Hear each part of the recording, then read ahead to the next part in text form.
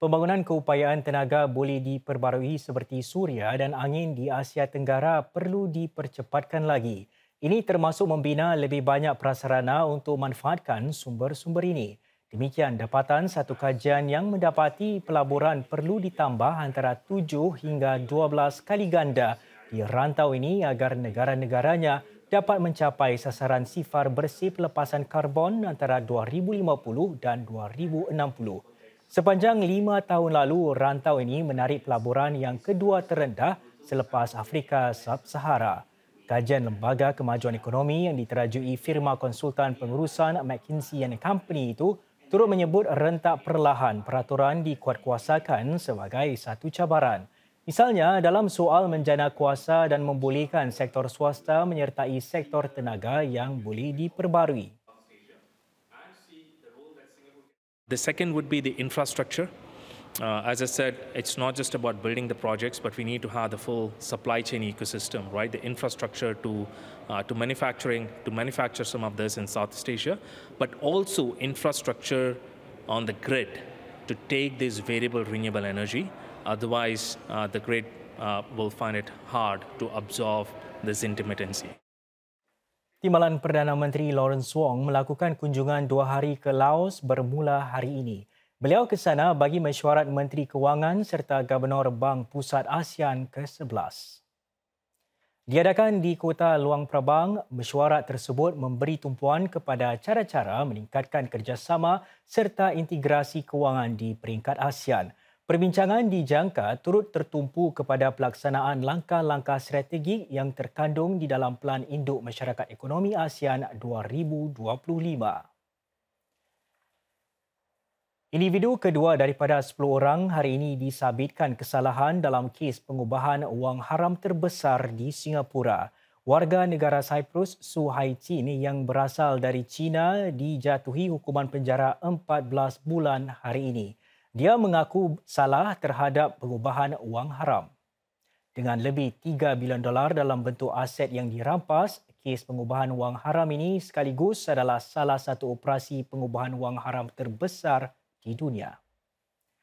Apabila pihak polis ke rumah Su Haichin di Bukit Timah pada Ogos lalu, lelaki berusia 41 tahun itu melompat dari balkoni tingkat 2 untuk mengelak penangkapan. Secara keseluruhan, pihak berkuasa merampas aset bernilai sekitar $170 juta daripada Su merangkumi wang tunai, kenderaan dan barangan mewah.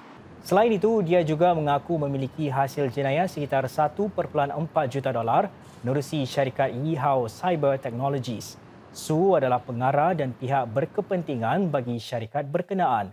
Meskipun alamatnya terdaftar di kawasan Marina, Su hanya menggunakannya untuk menerima kiriman surat.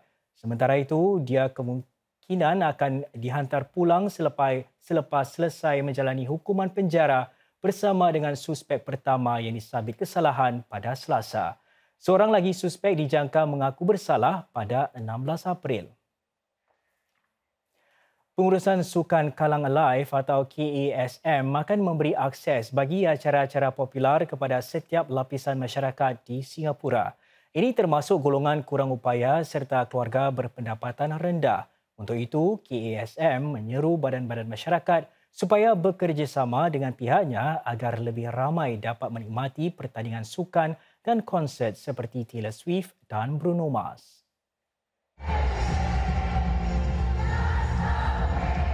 Tiga beradik ini beruntung kerana buat pertama kalinya berpeluang menyaksikan persembahan konsert pop secara langsung.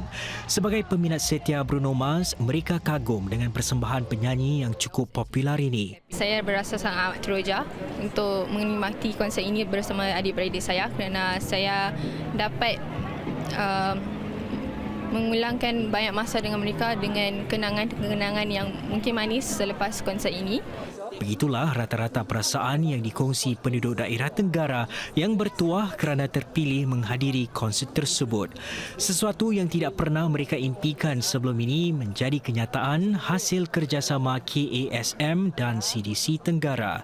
50 tiket konsert Bruno Mars diagihkan secara percuma kepada pelbagai lapisan masyarakat termasuk anak-anak penerima skim bantuan, para penduduk rumah sewa serta keluarga yang dililit masalah kewangan. Bukan sahaja dalam konsert, tapi kita buat lebih dari itu seperti arts, culture, sports dan seterusnya. Dan memperkuatkan lagi ukhuwah sesama masyarakat dan komuniti di Southeast District ni.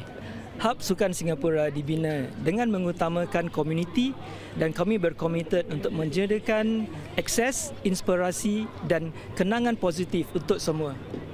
Sejak 2022, lebih 4,000 tiket percuma diagihkan kepada pelbagai golongan termasuk para sukarelawan selain keluarga memerlukan.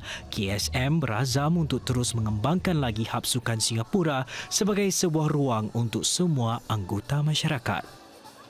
Saudara, sebanyak 8 masjid akan mengadakan 3 sesi solat Hari Raya Aidilfitri tahun ini. Ini termasuk Masjid Al-Mawaddah, Masjid Haji Muhammad Saleh, Masjid Khadijah di bahagian timur Singapura. Di bahagian barat pula, Masjid Al-Khair, Masjid Al-Rawdah dan Masjid Al-Syakirin. Lagi 2 masjid di selatan negara juga berbuat demikian iaitu Masjid Abdul Ghafur dan Masjid Anggulia. Sesi pertama bermula pada 7.20 pagi dan sesi ketiga pula dijangkakan bermula pada 9.45 pagi. Tempahan tidak diperlukan kecuali bagi sesi pertama di Masjid Darul Ghufran. Tempahan akan dibuka pada 10 pagi Sabtu ini. Masjid di Tampines ini adalah antara 41 masjid yang mengadakan 2 sesi solat. Lagi 19 masjid pula tawarkan 1 sesi solat sahaja. Secara keseluruhan, sebanyak 228,760 ruang solat disediakan tahun ini. Lebih banyak ruang solat juga disediakan di 37 lokasi tambahan kendalian kumpulan-kumpulan Qaryah Masjid.